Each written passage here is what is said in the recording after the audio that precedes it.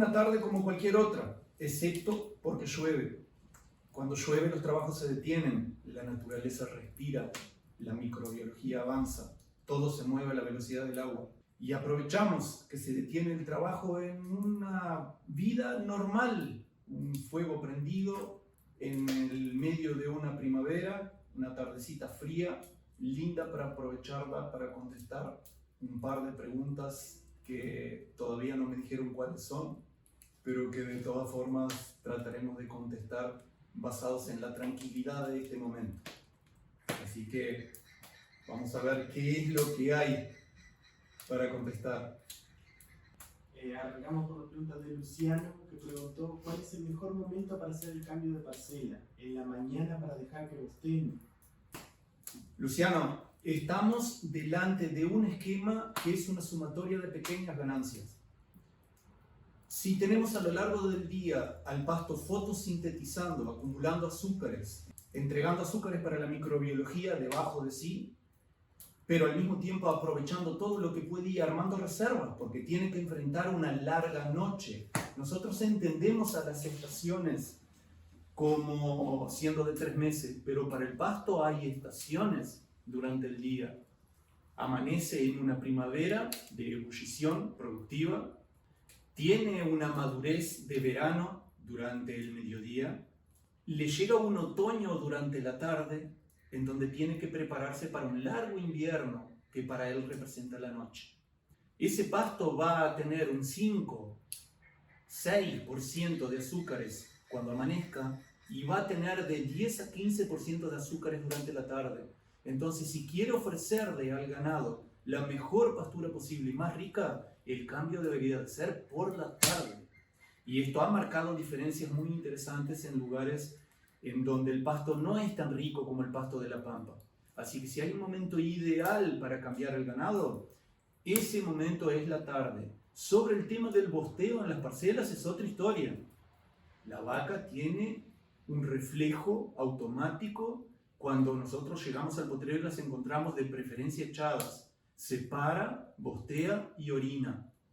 Tenemos que tener la paciencia de llegar al potrero y permitir que los animales realicen todo ese procedimiento para recién después sacarlas a la próxima parcela. Bostas y orinas se quedan en la parcela en donde estaba el ganado entra a pastar a una nueva parcela sin apuro por bostear y orinar.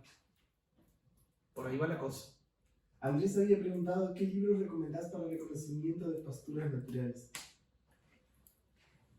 Hay un libro muy interesante para reconocimiento de pasturas naturales que se llama Andar en el campo. Hay que andar todos los días en el campo, inclusive de noche. Las especies más fantásticas se nos van a mostrar a la luz de la linterna. La podemos iluminar de noche y ver cómo brillan distinto, todas ellas. Si tiene un foco en el frente de la casa y tiene una pastura que está en descanso, podrá ver que de noche los brillos son todos diferentes. En el rocío durante la mañana, la disposición de las gotas encima del pasto son distintas dependiendo de las especies. Y así se aprende a identificar. A un montón de especies las identifico por el gusto. Unas son más amargas que otras, pero eso lleva mucho tiempo. Entonces, sin duda que tiene razón en buscar una bibliografía adecuada. Se puede ir a lo súper complicado, que es leer un libro de Rosenburg, lo mejor que se pudo hacer en reconocimiento de especies de la pampa hasta ahora, o se puede ir a un simple manual del plan agropecuario en donde va a encontrar la descripción de la especie con una fotografía de la especie. Eso es lo mejor. El gran tema es no leer la caracterización que le hacen a esa especie. No se puede llamar una especie de pasto ordinario o de tener poca productividad si uno no se pregunta cuál es el sistema de pastoreo en el cual está esa pastura. Así que mire la especie, reconózcala, no la juzgue. José pregunta, ¿la sal con azufre tiene algún efecto sobre la mosca de cuerno? El azufre es repelente. Él es repelente. La vaca que consume azufre transpira azufre también. Y es determinante de una reducción de la presencia de moscas. Pero no hace un control de moscas en la intensidad que nosotros necesitaríamos.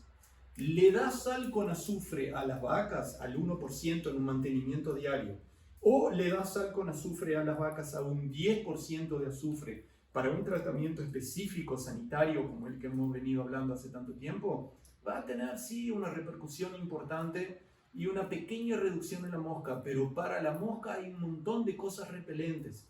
Lo que estamos fabricando ahora, aprovechando la abundancia de citrus que tenemos en este establecimiento, es vinagre.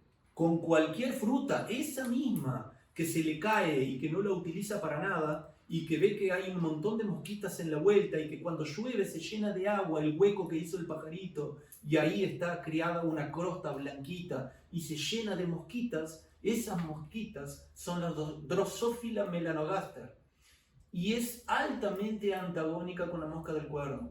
Entonces, si quiere combatir realmente la mosca del cuerno, use sí la sal con azufre para otros fines, pero apuesta el vinagre realizado por usted mismo en el establecimiento.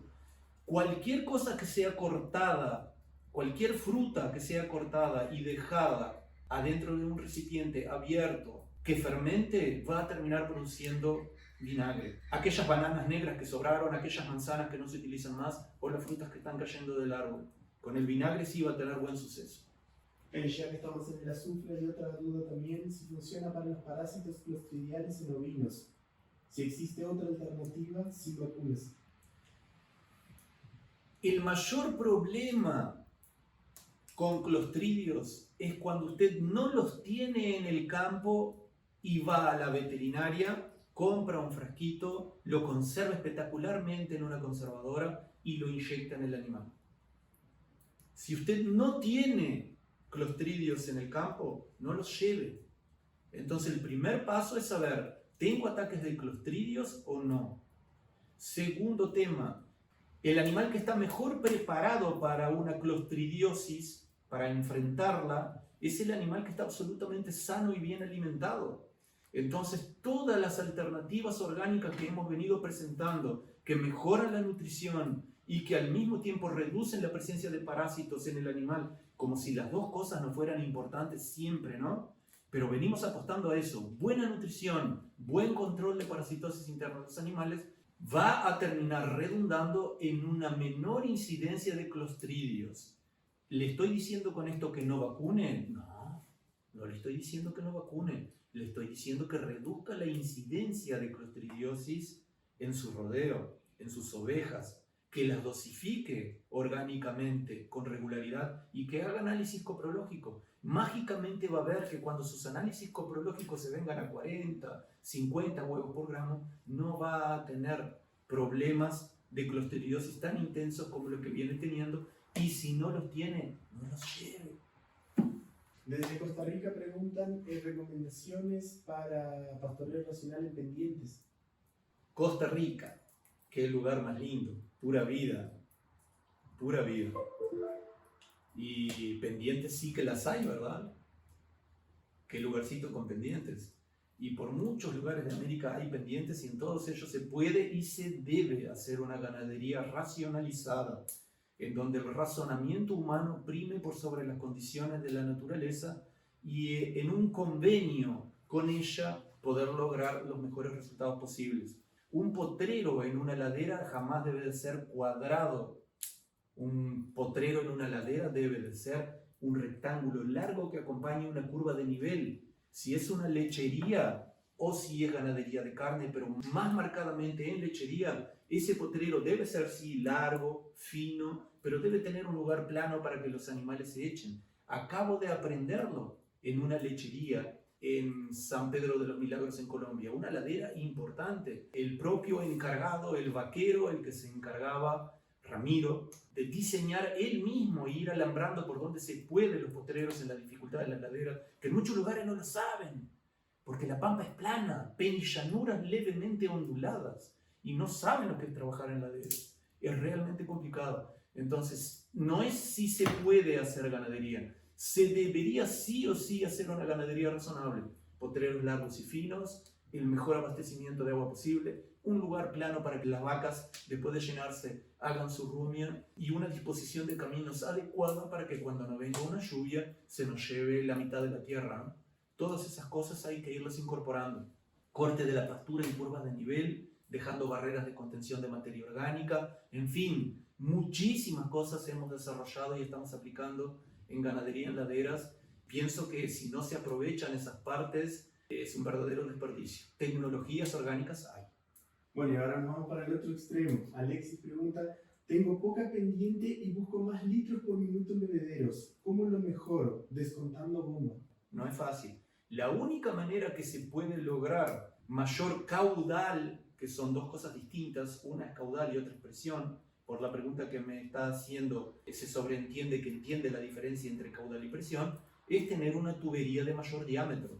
De vez en cuando uno no quiere presurizar y está en un campo plano, tiene dos opciones. O levanta la fuente de agua para que haya mayor gravedad, o aumenta el diámetro de la tubería para tener mayor caudal. Son las únicas dos soluciones. Y eso debe de ser sí o sí acompañado en cada ramal, en cada acople, en la llegada al bebedero, porque de vez en cuando nos armamos una tubería de 63 milímetros y llegamos al bebedero y lo reducimos a un hidrante de 3/4 de pulgada. Y entra agua fuerte, entra agua con presión, pero no entra caudal. Entonces, acompañar el diámetro de tubería hasta la llegada al bebedero sería una de las soluciones en ese caso. Matías pregunta si tienes alguna experiencia con el duraznillo negro. Matías, el duraznillo negro no es changa, pero es cumulativo. El animal necesita comerlo, volver a comerlo, y no te lo va a matar al animal en un solo episodio. El control mecánico es muy difícil, porque sabes bien, si lo conoces, que tiene raíces y se desparrama extremadamente fácil. Pero lo que sí he notado es que en campos en donde hay duraznillo y también hay pasto, la vaca que conoce al duraznillo no lo come. Entonces, recomendaciones básicas. Jamás metas un ganado o un potrero que tiene duraznillo si viene de otro campo en donde no hay duraznillo. Ahí vas a tener un problema grave. Si tenés buen pasto en el potrero y no estás sometiendo a los animales a la necesidad de comer o de boquear un duraznillo, brillante. Menos pelota le van a dar al duraznillo y más lo van a respetar. Y el repaso. Si estás trabajando con despunte y repaso, el repaso tiene mucho mayores posibilidades de boquear duraznillo que el despunte. ¿A qué conclusión básica llegamos? Si hay pasto, menos pelota se le da al duraznillo. Él va a permanecer en el tapiz. Hay lugares en donde se está haciendo pastoreo racional hace 10 años y allí está el duraznillo. No es fácil de eliminarlo. Pero con esa conducta, evitar el repaso, evitar traer animales que no conocen el duraznillo y tener siempre buen pasto para ofrecerle a los animales, el problema se controla bastante bien. En algunos casos hay que cercarlo, generalmente está contra el bosque del ribereño y se cerca esa parte y bueno, se sacrifica un pedazo y no se corre el riesgo de que te mate un lote de animales. Es un gran tema, cualquier hierba tóxica es un gran tema. Mama Vieja Ganadería Regenerativa pregunta cuál es la mejor manera de ofrecerles fósforo y o algún otro mineral que puede estar deficitario al ganado.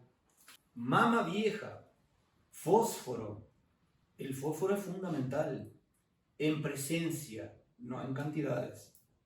Una vaca es capaz de extraer muchísimo fósforo de sí misma para entregárselo al ternero cuando está dándole leche. Y el ternero lo necesita, no lo puede adquirir de la pastura. Entonces, ¿qué tal si hacemos un puente y elaboramos un biopreparado? Puede ser un biofuego, puede encontrar la fórmula en el libro de Mierda a la Carta de Jairo Restrepo, pero básicamente le digo que es una activación líquida de microorganismos sólidos, adentro de un recipiente con roca fosfórica. Y en lugar de darle fósforo a los animales para que lo consuman, nutrimos la pastura con fósforo. Si la pastura que se le está ofreciendo a los animales tiene una oferta de fósforo interesante, va a ser suficiente. La segunda alternativa es la harina de hueso. El hueso calcinado es una hidroxiapatita. Tiene una capacidad de ofrecer fósforo y calcio a los animales y una respuesta muy importante. La mayoría de los estudios que se han hecho sobre la respuesta al fósforo en ganado de cría son basados en fosfato de calcio. ¿Qué tal la harina de hueso? Aquella que es prohibida, aquella misma que la han prohibido por el problema de la vaca loca. Pero no se complique, consiga huesos en la carnicería. En la carnicería pasaron por los controles del Instituto Nacional de Carnes, de los veterinarios que estaban a cargo en el frigorífico. Por lo tanto, el hueso que sobra en la carnicería es un hueso legítimamente autorizado desde el punto de vista bromatológico y veterinario. Utilice ese hueso y ya está. Haga una buena harina de huesos y se le ofrece a los animales en una proporción de 100 kilos de sal, 30 kilos de ceniza de fogón, ceniza de fuego, de preferencia que no le hayan tirado plástico. Qué mala costumbre hemos adquirido, despreciando uno de los elementos más nutritivos que puede haber, de tirar plásticos, metales, todo a la estufa para que se queme, ¿verdad? O al fogón. No, conservemos la ceniza prístina, salió de la madera y está prístina la ceniza. Entonces, 100 kilos de sal, 30 kilos de ceniza y 15 kilos de harina de hueso calcinado. Lo más harina posible, mézclelo y agréguele 2 kilos de azufre en polvo y se armó una sal mineral absolutamente completa, porque no adelanta ofrecer solo fósforo, el resto también es importante. Washington Allen pregunta, me gustaría más información del cascarudo estercolero.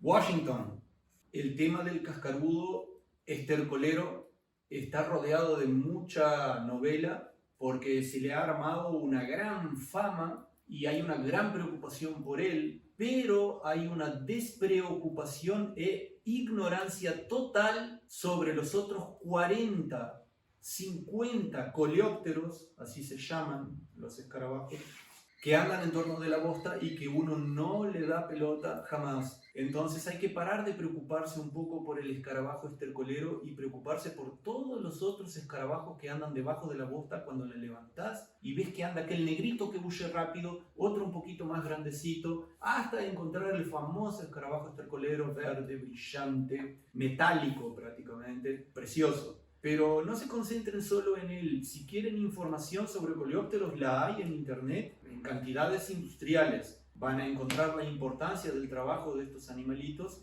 que se encargan de escarbar un túnel, traer tierra hacia arriba y llevar mierda hacia abajo. Es una máquina fantástica de incorporación de materia orgánica, ¿no? Trae tierra para arriba, aflojando y permitiendo la entrada de agua y de aire por un hueco, y a la vez lleva mierda para abajo. ¡Caramba! ¡Qué bichito interesante! Entonces, no se concentren demasiado en el escarabajo estercolero, busquen información sobre escarabajos en general. Todos ellos trabajan para nosotros de forma gratuita. Matarlos es un error terrible. Un insecticida en un campo agrícola que después va a ser ganadería va a determinar de que la presencia de escarabajos sea muchísimo menor. En esas condiciones están no menos de 1 millón de hectáreas en el Uruguay hoy. Es un tema bien interesante. Podría hablar media hora sobre escarabajos, pero no se concentren solo en ese. Paolo pregunta, hola, buen día, escribo desde Argentina. Consulta, quiero sembrar pasturas al voleo para armar un gallinero móvil y en las mismas parcelas largar ovejas también. ¿Qué semillas me recomiendo? Todas.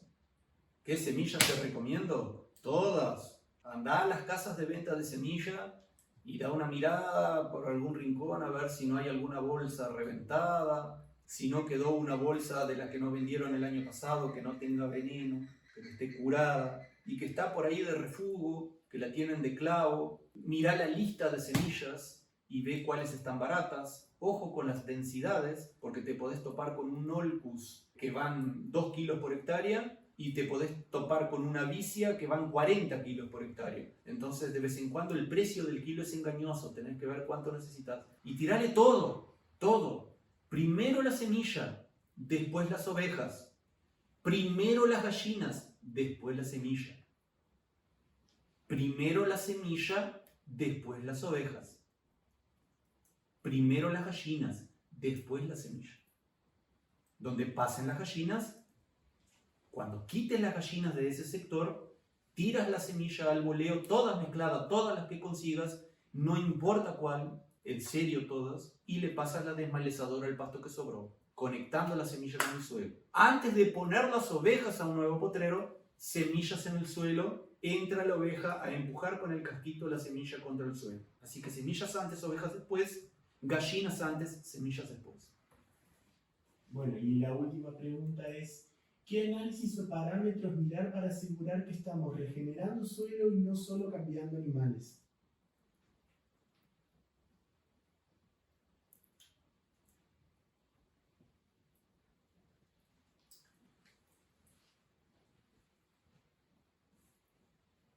Un esquema es regenerativo mientras se está regenerando. Un esquema es regenerativo mientras se está regenerando. La gran pregunta es cómo saber si estoy regenerando. Y básicamente la vida es un juego de colores. Si tu tierra, si tu suelo, aunque sea arenoso, fue capaz de formar un mantillo y ese mantillo empezó a adquirir un color oscuro y está cada vez más oscuro y está cada vez más grueso y cada vez sentís que menos necesidad de lluvias tenés, es porque estás regenerando. No comparto lo que se dice por ahí de que para que un suelo esté regenerando tienen que aparecer 4 o 5 árboles por hectárea o alguna cosa del estilo, porque hay suelos que simplemente no tienen talento para árboles. Me guío por otra forma, me guío por colores, miro al suelo, meto la pala que no lastima, se puede agarrar la pala, hacer un cortecito y mirar el perfil, ver qué es lo que está sucediendo. No es necesario un análisis químico para saber qué es lo que está sucediendo, pero si lo quieres hacer, adelante. No es necesario un análisis complejo, pero si quieres hacer una cromatografía, adelante. Te va a dar una seña muy clara y si hay alguien que la sepa interpretar bien, te va a decir hacia dónde estás yendo. Entonces, cambiando ganados de potrero, generalmente se está mejorando la incorporación y retención de materia orgánica, porque hay campos en donde es más fácil conservar la materia orgánica que se produce in situ que intentar traerla de afuera. Y hay otros campos en donde es necesario traer materia orgánica de afuera porque no la hay. Y no tiene el suelo el talento para generarla en tiempos humanos. La generó durante mucho tiempo y nosotros la esquilmamos con mala agricultura y con pésima ganadería. Entonces, si hay una manera de observar si el suelo está o no regenerándose, es por colores. Mirar el suelo y contemplar su color, contemplar su olor, incorporarle seguido microbiología de diversas formas. Si le estás incorporando microbiología de diversas formas durante mucho tiempo, solo podés estar regenerando. Entonces, una cosa es cambiar potreros de ganado, y tienes razón. Otra cosa es estar regenerando. La regeneración no es solo en el suelo. La regeneración es en tu alma. Cuando un suelo está enfermo, el propietario está enfermo. Hay que curar primero al propietario. Luego se cura el suelo.